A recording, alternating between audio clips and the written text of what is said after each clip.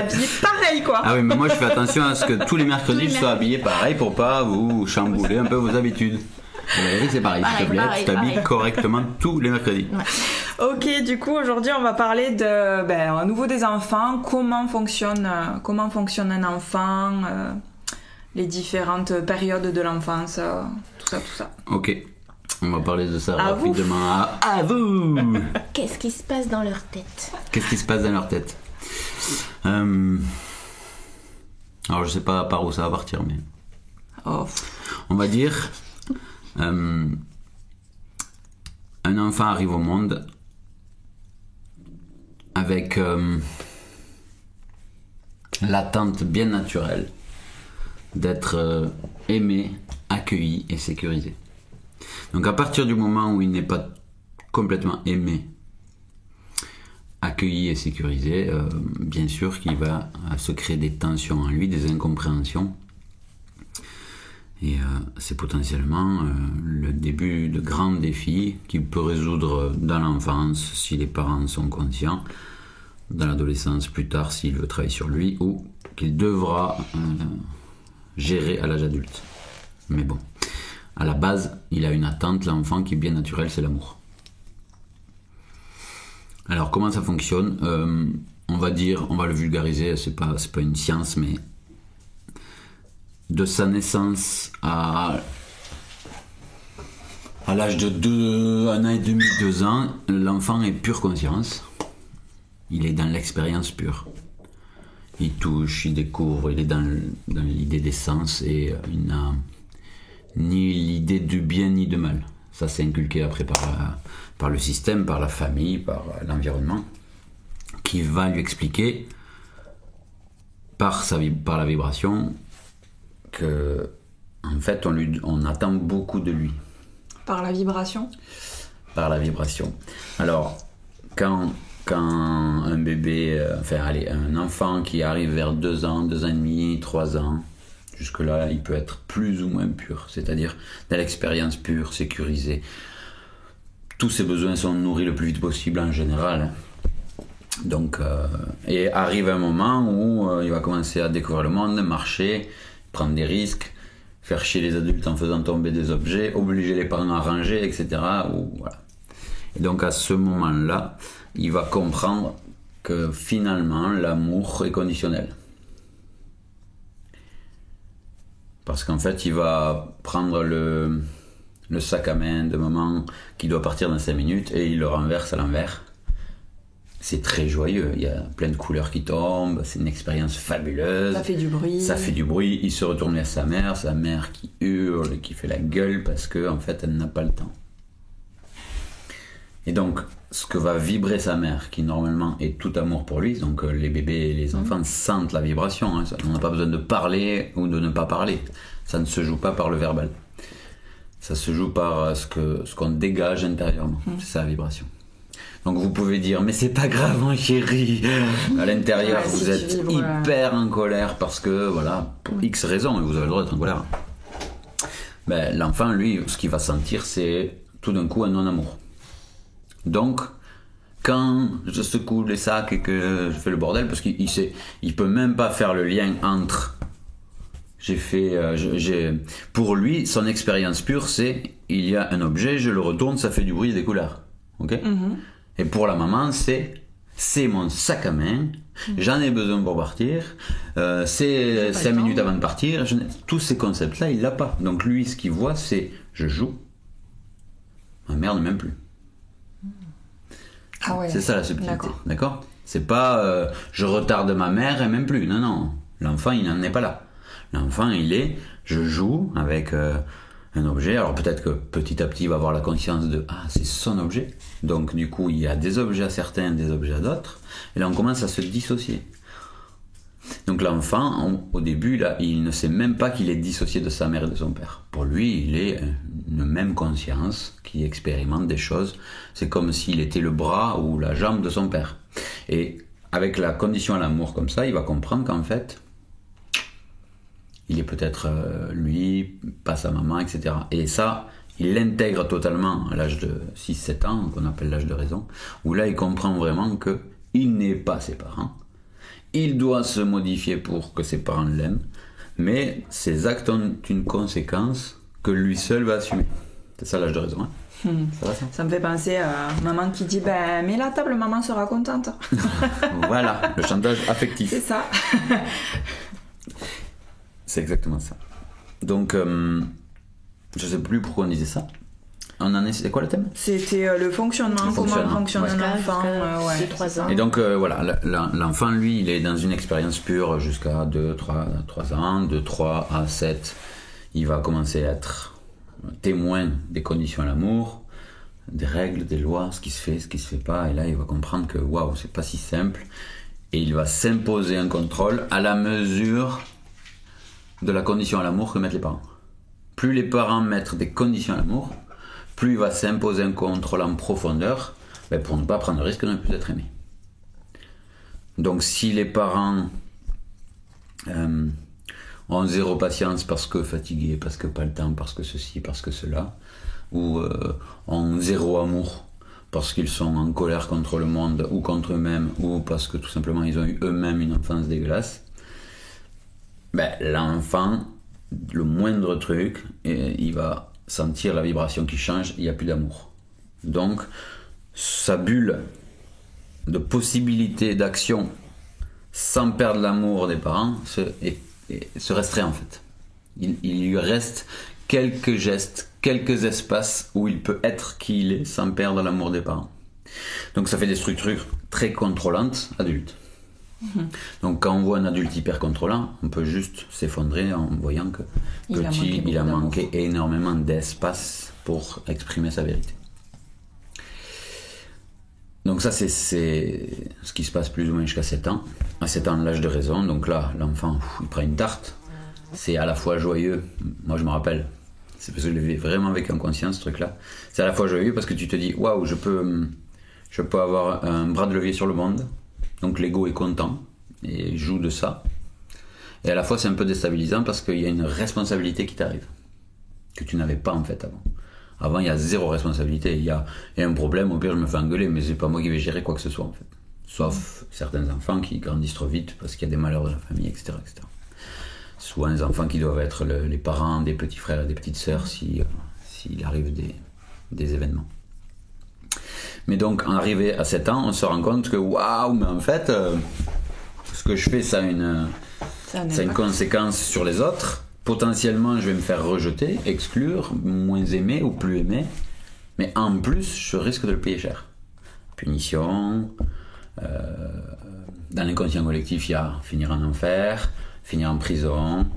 Il y a aussi tous les trucs de l'inconscient de la punition par la douleur, la torture, etc. Dans l'inconscient, c'est très puissant. Et ça ajoute une structure de contrôle à l'enfant. Et là, à 7 ans, il fait waouh, il va falloir mettre du contrôle pour ne pas souffrir. C'est comme ça que ça marche chez l'enfant, c'est super lourd.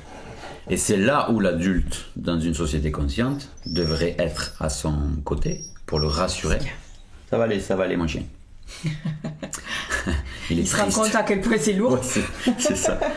Et c'est là où les parents devraient être hyper conscients à côté de l'enfant pour le rassurer en permanence. C'est-à-dire, exprime à l'enfant, tu sais, tout à l'heure, j'ai été très en colère, je t'ai hurlé dessus. Parce que j'ai eu tellement peur que tu te fasses mal, ou j'ai eu tellement peur d'être en retard, ou j'ai eu tellement peur qu'on me traite de mauvaise mère, que ça m'a dépassé, débordé. Je t'ai hurlé dessus. Tu peux même le faire avec un tout petit, ça ? Ouais. À 2 ans, même un bébé. D'accord. Même un bébé. Puisque il va sentir du coup la fameuse vibration. C'est un échange de vibrations. Nos actes qu'on pose en conscience sont là pour modifier notre vibration. On a des bulles énergétiques autour de nous. Si tu fais quelque chose qui ne me plaît pas, ma bulle se densifie, se referme sur moi, sort de ton espace, c'est-à-dire on ne mélange plus nos énergies et elle se densifie pour me protéger. Non-amour. Si tu fais un truc joyeux, ma bulle grandit, elle t'enveloppe et tu vas le sentir. Tu vois. Donc ça c'est dans l'inconscient, mais adulte aussi. Et donc le boulot des parents, c'est... Le boulot des parents, c'est de sécuriser autour et c'est surtout de dire je t'ai hurlé dessus, mais je suis désolé, ne le prends pas contre toi ni pour toi, c'est ma propre peur, c'est ma propre vibration. Toi c'est une expérience, et donc je suis là pour que tu puisses exprimer cette émotion, mais en tout cas, ne crois surtout pas que parce que je suis en colère, je ne t'aime pas. Ça n'a rien à voir avec ça. Là, je suis en train d'exprimer une blessure que j'ai vécue dans mon enfance. Tu m'as servi du miroir, ça m'a activé mon émotionnel, donc je t'ai hurlé dessus. Mais c'est pas contre toi que je hurle, c'est après moi. C'est ma colère envers moi-même, c'est ma souffrance qui s'exprime. Il n'y a rien contre toi. Et donc, tout simplement, l'enfant fait « Ah ouais, c'est pas contre moi en fait ». Ben non, c'est pas contre moi, c'est moi. Et d'ailleurs, je te remercie d'avoir servi de miroir pour libérer cette charge émotionnelle. L'enfant va te dire « Ok, si c'est pas contre moi, c'est ok, tu veux un câlin ?» Il va te prendre un câlin. Mais s'il n'y a pas cette notion et cette verbalisation de ce qui s'est passé en vérité des parents, j'espère que vous le faites tous. Mais après la vidéo, ils vont tous le faire. L'enfant prend la responsabilité de ta colère et ajoute une ligne de code qui dit quand je fais ça, ma mère ou mon père ou les adultes me menacent de me rejeter. Donc je n'ai plus le droit de faire ça. Donc à chaque fois qu'on met une condition à l'amour, c'est-à-dire qu'on est agacé, frustré, en colère, pas d'accord avec l'acte de notre enfant, et qu'on ne le verbalise pas, en vérité, on ajoute une condition à l'amour pour l'enfant, une barrière, un programme inconscient de plus qu'il va falloir qu'il libère s'il veut être libre, etc., etc. Donc en gros, à chaque fois qu'on se met en colère et que l'ego dit « Oui, je vais pas me justifier quand même, c'est un enfant, et puis de toute façon, il a compris, ça c'est de la merde en barre. » Voilà. Ça, c'est du non-amour pur. Alors, tant qu'on ne le sait pas, c'est ok. Maintenant qu'on le sait, si vous ne reverbalisez pas derrière l'idée de ce n'est pas contre toi, c'est ma propre expérience qui s'exprime, c'est ma propre souffrance qui s'exprime, vous savez que l'enfant va en porter la responsabilité et renfermer son monde, et renfermer son libre arbitre et sa capacité d'être en paix dans le monde. Ok, là on a parlé de la colère des parents. Est-ce qu'on peut parler de la colère des enfants maintenant ?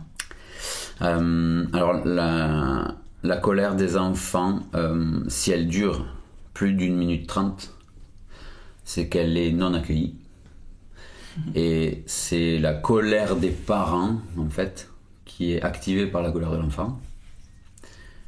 Qui la nourrit.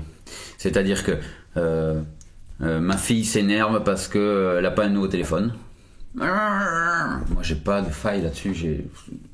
Je comprends sa colère, c'est ok, elle a le droit d'être en colère, mais j'ai ni culpabilité, ni histoire qui résonne avec ça. Donc ça va même pas me mettre en colère. Je vais sentir peut-être de la tristesse parce que j'aime pas voir un enfant, encore moins le mien, en colère et en surcharge émotionnelle. Donc ça va me rendre triste. Et si je lui dis, je comprends que ça t'agace fort, mais c'est comme ça, et si tu veux, tu pleures dans mes bras. Si ça se passe comme ça, sa charge émotionnelle, sa colère va durer 1 minute 30, 2 minutes. Parce qu'elle est accueillie. Parce qu'elle est accueillie, parce qu'elle est respectée, non jugée. Par contre, si elle me dit, je sais pas, un autre sujet, je suis très en colère parce que j'ai eu 2 en maths, et que moi, j'ai très peur qu'elle échoue scolairement, etc., etc. Parce que toi, souvent, tu n'étais pas bon en maths. Sa colère et le thème du sujet va attraper aussi ma colère, et je vais être en colère du fait qu'elle ait échoué. Ma colère va s'ajouter à sa colère, et là ça va la nourrir en permanence, et ça devient un sujet c'est un exemple comme un autre, mais ça devait devenir un sujet où l'enfant devient colérique. Donc quand il échoue à l'école, ou quand il a moins de 4 sur 20, on va dire, alors maintenant il leur remplit des gommettes, ils les ont pris pour des abrutis. Il y a 4 couleurs, c'est divisé en 4. Ah non, mais on vous note plus, vous avez des gommettes. Prenez les enfants pour des cons, ils vous le rendront. Et l'idée c'est, si l'enfant est colérique, c'est-à-dire qu'il génère de la colère, ou qu'il est très souvent en colère sur un sujet en particulier, mais en fait il y a toujours un sujet en particulier, c'est que les parents le nourrissent. C'est que les parents sont incapables d'accepter et d'accueillir le thème à la base du truc. Donc c'est la colère des parents qui font semblant de contrôle. Ça va, je ne tombe pas en colère. C'est pire que tout. Il vaut mieux qu'ils expriment leur colère, puis après qu'ils disent à l'enfant, je ne fais pas contre toi, ça fait du bien de gueuler, plutôt que de se faire croire, non mais ça va, je vais tenir, de toute façon c'est pas bien d'être en colère. Donc, et en fait c'est la vibration qui va se propager vers l'enfant, et lui l'enfant il va l'exprimer. Surtout s'il a moins de 7 ans, parce que il sent quelque chose, il l'exprime. Il n'a pas appris encore à le foutre dans la cocotte minute. Donc un enfant colérique, si ça se répète, c'est qu'il est en train d'expulser la colère des adultes qui n'ont pas pris, parce que l'adulte n'a pas pris ça en charge. Donc on demande à nos enfants de nous nettoyer émotionnellement, et en plus, voilà, on imagine que c'est de leur faute, et quand on pète les plombs parce qu'on est trop fatigué, parce qu'on a trop travaillé et qu'ils nous hurlent dessus, en plus, double peine, on gueule ou on leur met une douche froide parce qu'on ne supporte plus la colère qui est en fait la nôtre. Voilà. Et les caprices, du coup, c'est pareil que la colère ou il y a une différence Non. Les caprices, c'est très simple. Les caprices viennent que d'un endroit, c'est de la faille d'un des deux parents. Un enfant ne peut faire un caprice que s'il y a une faille. C'est-à-dire un potentiel dans l'invisible, dans l'inconscient, que sa demande soit aboutisse en fait, entendue. Donc pourquoi un enfant est capricieux ? Parce que le père ou la mère a une faille. Pourquoi le père ou la mère a une faille ? C'est parce qu'il entretient une culpabilité. Culpabilité d'avoir été une mauvaise mère, peut-être d'avoir trop crié dessus, peut-être de lui avoir offert un père de merde parce qu'il la frappe, peut-être d'avoir été défaillante ou défaillant, etc., etc. L'un des deux parents culpabilise de son statut de parent, il crée une faille, une brèche. Cette brèche, elle est ressentie par l'enfant qui va faire un caprice jusqu'à avoir son Playmobil. Et il fait le caprice. Il veut pas, je vais demander à maman. Parce que maman a la faille que papa n'a pas peut-être. Ouais. Il y a un élan naturel chez l'enfant, c'est la découverte du monde et des beaux objets. Donc il le voit dans le rayon du supermarché, je veux G.I. Joe. Mais ça c'est juste naturel. Il y a un bel objet, j'ai envie de faire l'expérience de jouer avec lui. C'est même pas la possession, l'enfant. C'est l'adulte qui en fait une histoire de possession, de l'avoir chez soi. Je veux prendre l'objet et le découvrir. Ça c'est hyper naturel. Là, le parent peut dire écoute, non, pour l'instant, ce n'est pas possible dans le système dans lequel nous vivons, parce que voilà, ça a un coût, ça représente une énergie, temps, argent, qui fait que pour l'instant, on ne peut pas l'avoir, mais peut-être que tu peux essayer de trouver une solution. Je sais pas moi, si tu m'aides un peu, j'aurai un peu plus de temps, peut-être qu'on va pouvoir arriver à l'avoir, ou peut-être que tu demandes au Papa Noël qui existe vraiment, ou tu demandes au lapin de Pâques, ou à mamie, parce que on crée de la solution. Bon, il y a une forme de frustration naturelle, mais c'est naturel. Si un enfant se dit moi je veux un hélicoptère, il y a une frustration, d'accord ? Et c'est ça qu'il faut voir. Ça va aider les papas et les mamans. Je veux un Playmobil. Non. Je veux un Playmobil. Non. À chaque fois qu'on va faire des courses, un Playmobil. Caprice devant tout le monde, ça pleure. Nanana. Pourquoi ? C'est parce que potentiellement c'est possible. Si l'enfant dit je veux un hélicoptère, non. Je veux un hélicoptère, non. Je veux un hélicoptère. Mais c'est impossible, arrête, c'est tout. Il arrête. Parce que il n'y a pas de faille. C'est un hélicoptère, comme c'est stupide. Ou alors il est fêlé, le gosse. Mais les enfants ne sont pas fous. Ils sentent le champ des possibles ou pas. Tu veux un hélicoptère, c'est tellement impossible pour le... Alors peut-être qu'il y a des parents qui peuvent, mais pour le papa et la maman, que l'enfant le sent et s'arrête. Maintenant, si...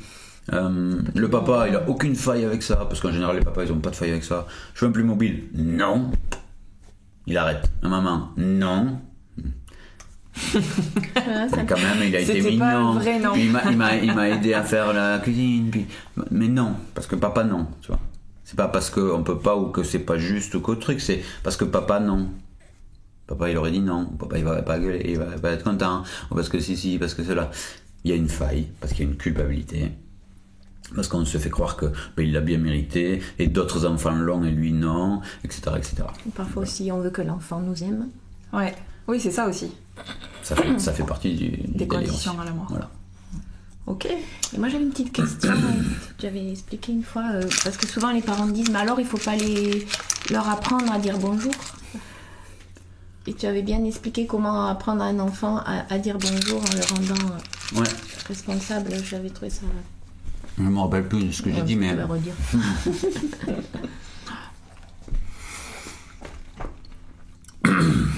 Le bonjour, c'est un truc culturel, mais la vérité c'est que ça sert à rentrer en relation et à témoigner son respect.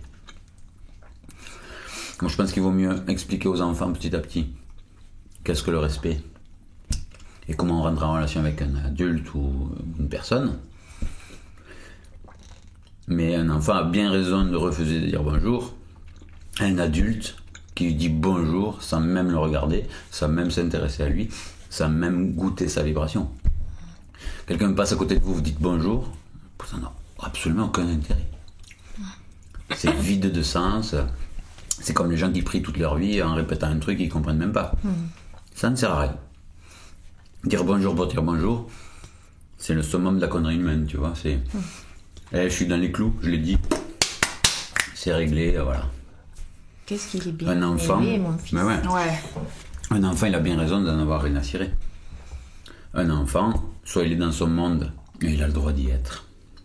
Et on attire son attention pour rentrer en relation avec lui. Et là, il va vous dire bonjour, avec les yeux de l'enfant, la joie, la découverte. Soit on le laisse dans son monde et on est amour pour lui parce que c'est bien plus important qu'il gratte un truc au sol et qu'il découvre ça plutôt que moi lui demander de me dire bonjour. Donc, l'idée de la demande de dire bonjour, c'est pour sécuriser la part de la maman ou du papa qui a très peur d'être jugé d'un mauvais père ou d'une mauvaise mère.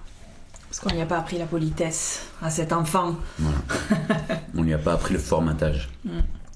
Donc, Après, est-ce qu'on peut lui expliquer les conséquences voilà.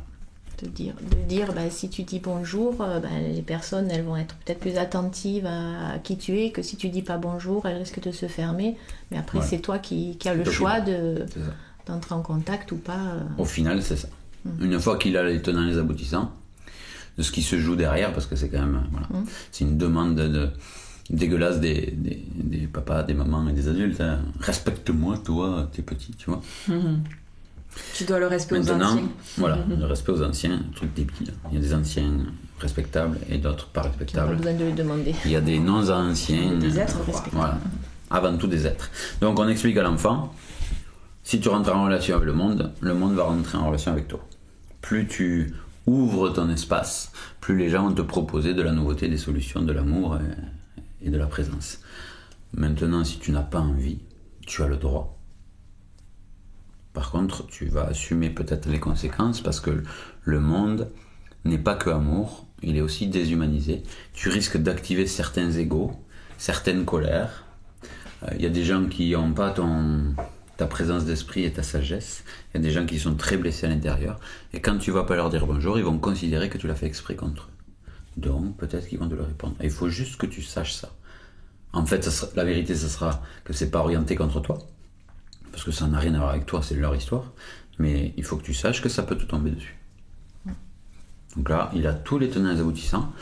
Il y a des jours où il se dira, là, je sens que c'est important de dire bonjour et ça me fait grandir et ça me met en joie de dire bonjour. Et il y a des jours où il va dire, je suis dans mon monde et ok, j'assumerai si quelqu'un se vexe. Donc, une fois qu'il a toutes les règles du jeu, il est souverain et il fait bien ce qu'il veut. Et le papa ou la maman essaye de ne pas engueuler un enfant juste parce que vous allez passer pour un con. Vous assumez d'être ou pas un con. Par amour. Par amour. Tout ça par amour. Je pense que c'est bien pour c'est une deuxième grosse graine. Ouais, c'est ça. Ça fait beaucoup d'infos après. Ouais. Bon, après, on va continuer sur les autres vidéos, l'école, la fratrie, la famille, tout ça. Il y a encore beaucoup de choses à dire. Ouais, je pense qu'il y aura une bonne douzaine de vidéos. 12 de vidéos. Ouais. Donc 12 semaines de vidéos sur les enfants. Voilà. Super. Cool. À Merci. mercredi prochain. À mercredi. Au revoir les enfants.